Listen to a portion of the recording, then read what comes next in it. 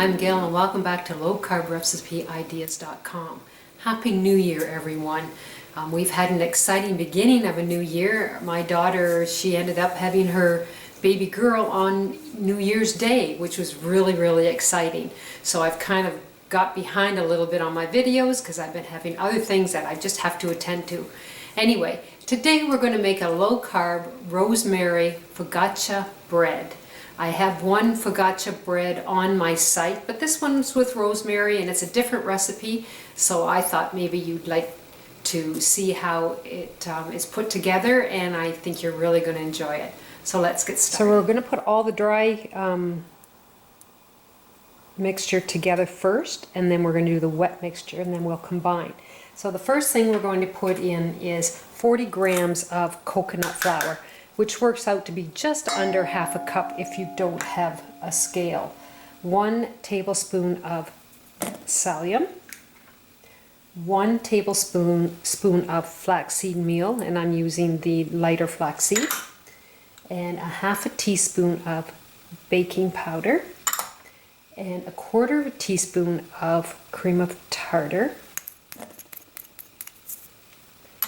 And then we are going to add in 1 teaspoon of fine Himalayan pink salt.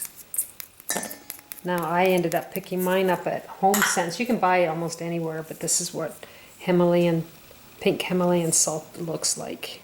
You can see the pink in the bottom there, and make sure it's a fine one, not granular.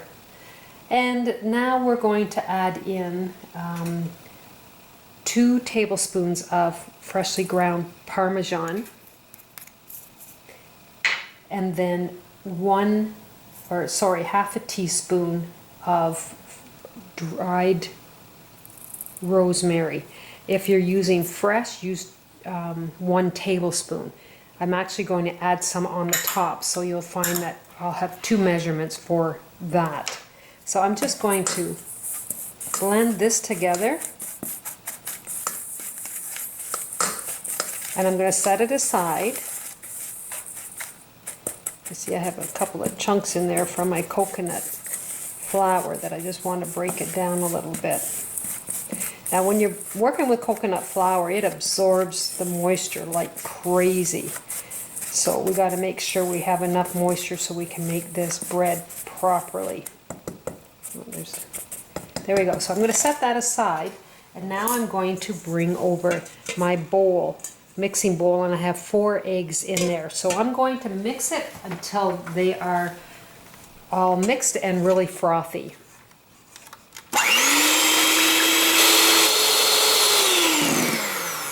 So basically it's double its size and it's nice and frothy. And now I'm going to add in 2 tablespoons of virgin olive oil, and then I'm going to add in 6 tablespoons of cold water. So I'm just going to beat this at the same time, and you'll see that I'm adding them in.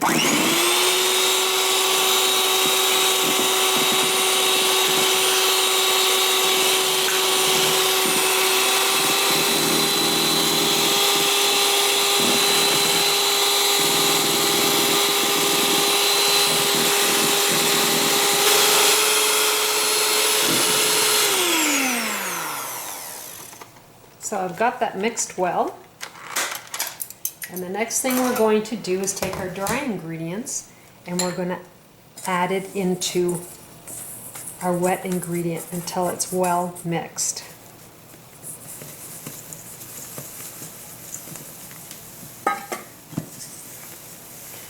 So once I've got it all mixed, I'm just going to let it sit there for a little bit so that the moisture absorbs into the coconut flour, and then it will thicken right up.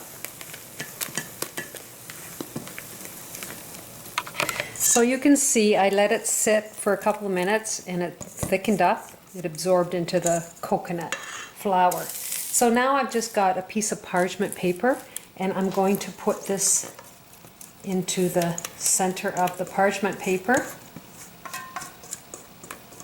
And then I'm going to put another piece of parchment paper on top, and I'm going to hopefully get it spread out into like a 9 by 7 rectangle. So I'm just going to take it and spread it out. And if you use the parchment paper, it just works so much better because you don't have to get your hands gooey and you can just keep spreading that. So I'll work on this to get it to the right thickness because I want it quite thin and the size that I had mentioned. So now I've got it pressed down thinly. I'm going to take a cookie sheet and I'm just going to put it on the cookie sheet like so, and then I'm going to peel off the top parchment paper, and I have the rest of the Parmesan cheese that I have. I'm going to sprinkle that on top, and hopefully I can make it equal all the way through. So basically what I used was a total of 4 tablespoons of Parmesan, and I split it in half, so I'm putting 2 tablespoons on this.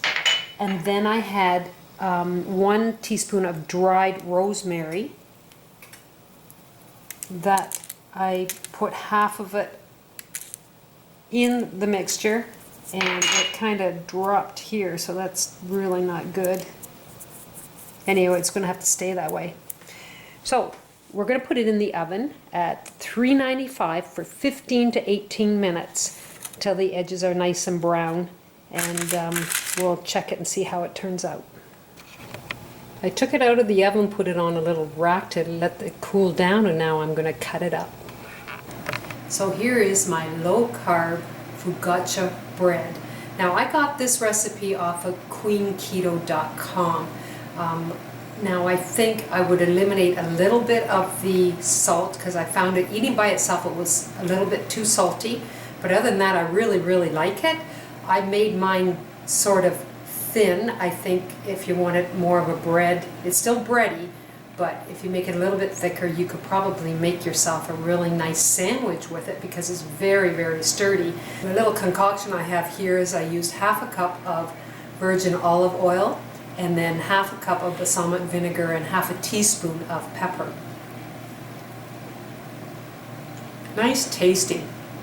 And putting antipasta on here or cream cheese. There's so many things you could do with it, and it's a great snack also.